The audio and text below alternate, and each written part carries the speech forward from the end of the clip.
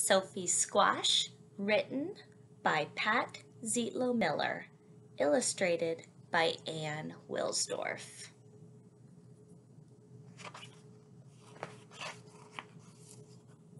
One bright fall day, Sophie chose a squash at the farmer's market.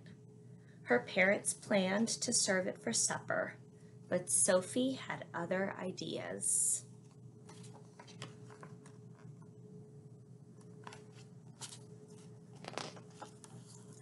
It was just the right size to hold in her arms, just the right size to bounce on her knee, just the right size to love. "I'm glad we met," Sophie whispered. "Good friends are hard to find." At home, Sophie used markers to give her squash a face. Then she wrapped it in a blanket and rocked it to sleep.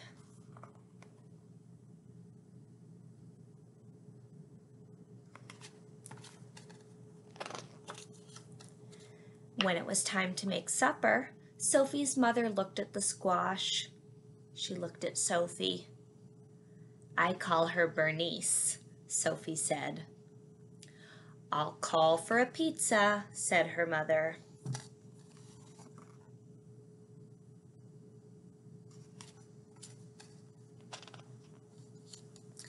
After that, Bernice went everywhere with Sophie, to story time at the library, to visit other squash at the farmer's market, to practice somersaults by the garden.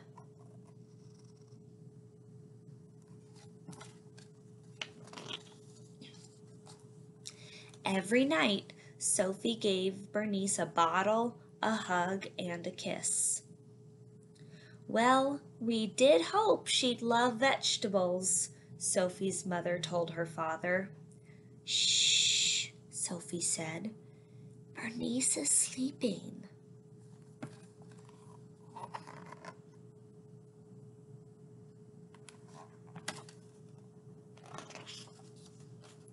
"Sweet pea," Sophie's mother said one morning as they made blueberry waffles.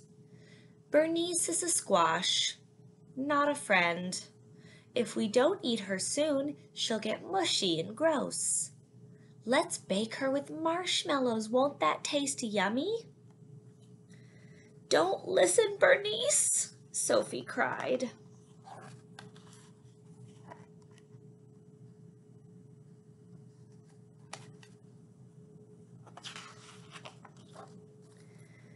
That afternoon, Sophie's father took her shopping.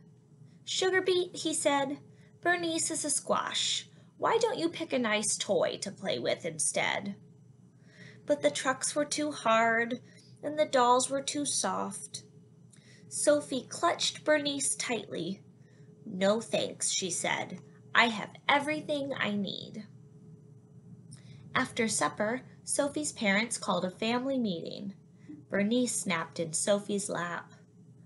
"Why don't we donate Bernice to the food pantry before she rots?" her father suggested. Sophie shook her head. "Bernice will last forever."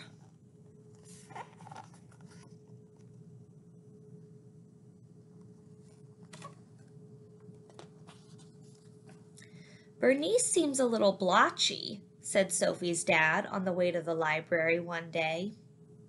"She looks perfect to me," Sophie replied. At story time, some kids pointed and stared. "What's that spotty thing?" a boy asked. "Her name is Bernice and she's a squash," Sophie said, "with freckles." "Maybe Bernice should stay home next time," Sophie's mom suggested. "Why?" Sophie asked. "She wasn't the one being rude."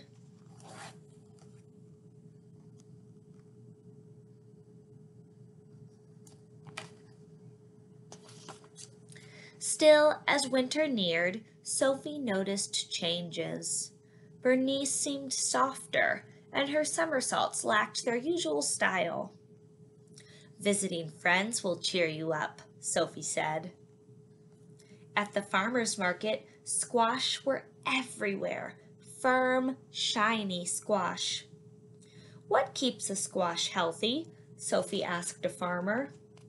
"It's simple, really," he said. "Fresh air, good, clean dirt, and a little love." Well, Sophie thought, I have all that.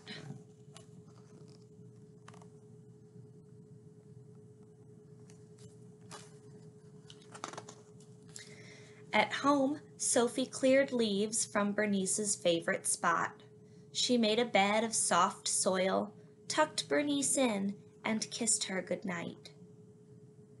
"Get better soon," she whispered. That night, while Sophie slept, the wind whistled and tiny snowflakes fell.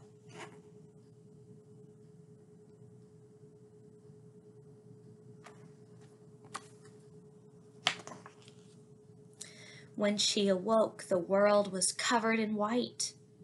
"Do you think Bernice is cold out there?" Sophie asked her mother. "I'm sure she's warm and cozy under her snow blanket," her mother replied. Sophie gazed out the window all morning. She was still there in the afternoon when her father came home with a surprise. "You need a new friend," he said.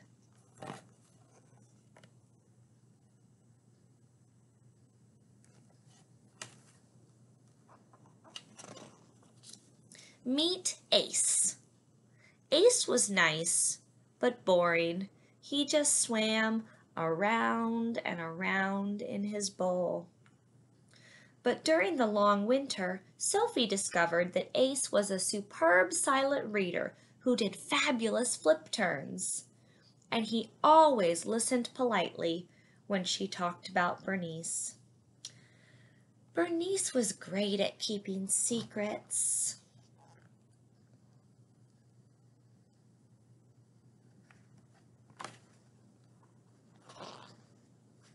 When the snow finally melted, Sophie rushed to the garden. The only thing there was a small green sprout. It looked strangely familiar. "Bernice," Sophie said, "how was your winter?"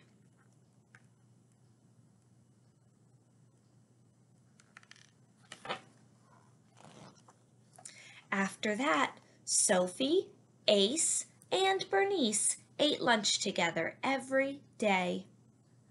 One bright summer morning, Sophie somersaulted across her yard, landed by the garden, and stared in disbelief.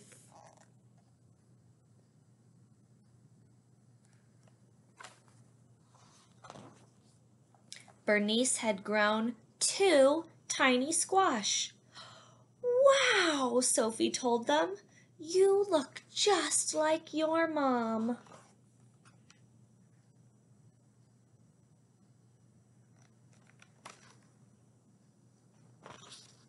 Soon, Bonnie and Baxter were just the right size for Sophie to hold in her arms and bounce on her knee. Just the right size to love. The end.